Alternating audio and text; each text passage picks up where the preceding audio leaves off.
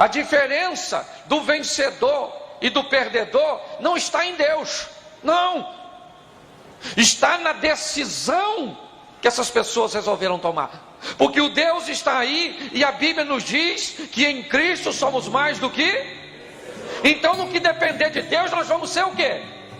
Então não depende mais de Deus para eu ganhar, nem você. Agora depende de mim e de você. Nossas escolhas, nossas decisões. E hoje eu quero mostrar para vocês que encontramos na vida dos vencedores.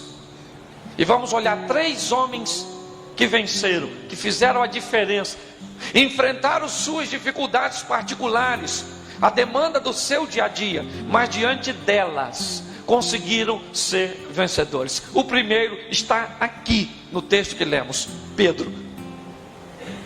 O texto começa dizendo que Jesus, olha bem, versículo 22, logo a seguir compeliu Jesus os seus discípulos. Na minha tradução está compeliu. Tem tradução aí que está escrito mandou, outras determinou, outras ordenou, outras obrigou. Eu não sei qual tradução você tem na mão. Eu só sei que qualquer uma delas significa uma coisa: os discípulos não estavam a fim de entrar. Jesus disse: eu quero todo mundo nesse barco agora. Eu não estou pedindo, eu estou mandando. Entra no barquinho. E eles entraram. Eles tinham inúmeros motivos para não querer entrar no barco. Da última vez que estiveram num barco com Jesus, quase que o barco afundou, foi traumático. E pior, da outra vez Jesus estava com eles. Dessa vez Jesus disse: vão vocês que eu vou depois. Depois como? Se tinha um barco só. O discípulo deve ter pensado: ele vai não, hein? Agora ele está querendo matar a gente mesmo. Da outra vez, se afundasse para a gente, afundava para ele também. Dessa vez ele nem vai, gente. E aí então, olha só, eles entram no barco e vão. E Jesus fica para despedir a multidão. Só que a Bíblia diz que o vento era? Quem mandou eles irem? Então o vento tinha que estar soprando para onde? Por que o vento está soprando contra? Porque é na adversidade que nós crescemos, gente. É nas dificuldades que nós aprendemos a manobrar melhor a nossa embarcação. Pode notar que as crises que você viveu te deixaram marcas profundas e grandes ensinamentos. É ou não é verdade? Então lá.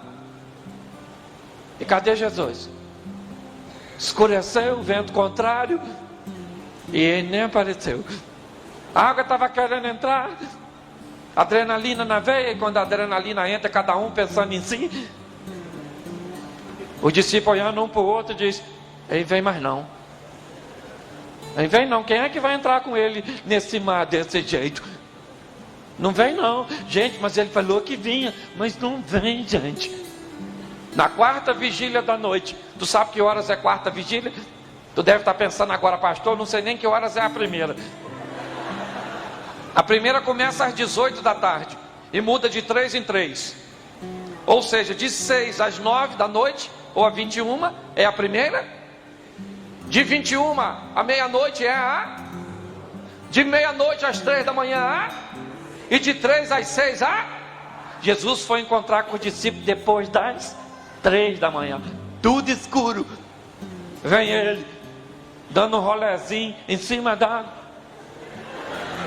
Literalmente tirando onda, é ou não é verdade? Vem ele andando e se botou Isaac Newton no bolso nessa passagem, não foi? Você aí gosta de física. Vem ele andando em cima da água, dando rolé, tranquilo, tudo escuro. Quando alguém gritou lá de dentro do barco, quando viu: é um fantasma! Vê se é coisa de alguém gritar. Já está todo mundo com medo.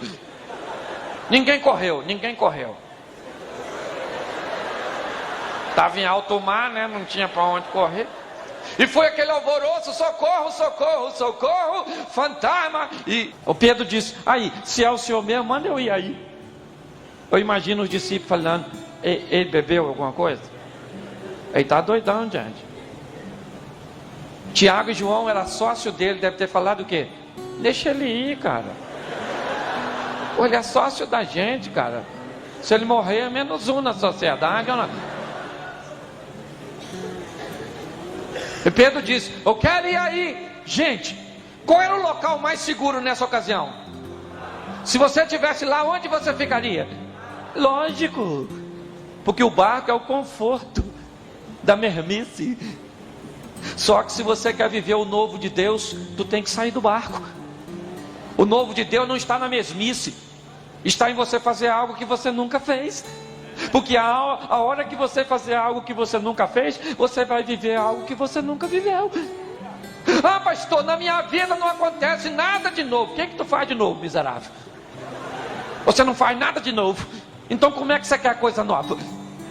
É ou não é? Pedro falou: eu quero ir aí. Jesus falou o quê? Pedro! Você é doido, Pedro? Andar em cima d'água, menino? Para andar em cima d'água tem que ter uma técnica milenar. E só eu detenho tal conhecimento do oráculo. Foi isso que Jesus falou? O que Jesus falou para Pedro? Vem, Pedro, tá a fim de andar em cima d'água? Parei, nem vou mais. Vem, Pedro, andar em cima d'água. Isso, eu acho isso fascinante, gente. Quem é que estava andando em cima d'água? Até então era um fantasma. Pedro disse sim, um aparente fantasma. Jesus diz: Pedro, vem andando em cima d'água. E Pedro sai do barco, vai andar em cima d'água. Primeira pergunta: quem foi atrás dele? Ninguém, porque quando Deus mandar você fazer algo de novo, não espere que os outros façam. Se Deus falou contigo, faça você. Amém? Ah, eu queria que todo mundo me seguisse. Tu vai olhar para trás e não vê ninguém. É só você. Tinha ninguém saindo. Ninguém foi atrás de Pedro. Pedro vai andando em cima d'água. Olha que coisa linda. Deixa eu te perguntar uma coisa. Muitos de nós ficaríamos no barco. Por quê? Porque temos medo do novo. Fazer algo de novo pode dar errado. Por isso é melhor fazer o que todo mundo está, porque nós já sabemos isso. Só que se você não está satisfeito com o que está acontecendo com os outros e quer que algo aconteça de novo com você, está na hora de tu fazer o que nunca fez. Oferte como nunca ofertou, para prosperar como nunca prosperou. Ame como nunca amou, para ser amado como nunca foi. Trabalhe como nunca trabalhou, para ser promovido como nunca foi. Ah, mas se o meu patrão não me promover, Deus abre outra porta e te coloca num lugar melhor. Faça, tu não faz nada de novo e quer viver coisa nova. Prego muito para a família: trata sua mulher, faça algo que você nunca fez para sua mulher. De bom, lógico. Você vai ver algo de bom que ela nunca fez para tu. É, isso. Mas não, faça algo de bom para a sua saúde. Não faz nada, come a pele do frango, a gordura da picanha. Não, na verdade, o doce que não pode ver. Aí a glicose lá em cima, que é o culpado? O capeta. Capeta botou seu sangue doce. Gordura, não faz o exercício, não corre, não faz um abdominal, não faz nada, meu Deus do céu. Aí depois está com problema nas coronárias. Ô pastor, uma seta. Seta de quem, velho? Eu imagino você falando: Senhor, me cura. Olha o que o diabo me fez. Eu imagino o diabo falando com Deus: não fiz nada, cara. Tudo bem que eu já sou culpado, mas botar tudo na minha conta já é demais, não é? Pare para pensar. Está na hora de você fazer o que Pedro sai andando em cima d'água. E aí eu te pergunto: vamos imaginar um culto de segunda-feira na igreja dos apóstolos, como esse, onde 11 homens poderiam se levantar dentro da igreja e dizer: essa semana nós vimos um homem andando sobre. Só que num culto de segunda-feira da igreja dos apóstolos, um homem poderia se levantar dentro da igreja e dizer: o homem que eles viram andando sou eu. Porque quem sai do barco conta milagres a respeito de si mesmo, enquanto quem fica no barco só conta milagres a respeito dos outros. Está na hora de você decidir quem você quer ser. Você quer contar os milagres da vizinha, da amiguinha, da irmãzinha? Ou você quer contar os seus milagres? Hoje eu vejo pessoas que são especialistas de contar milagres dos outros. As coisas estão sempre acontecendo onde? Ali, mas nunca aqui.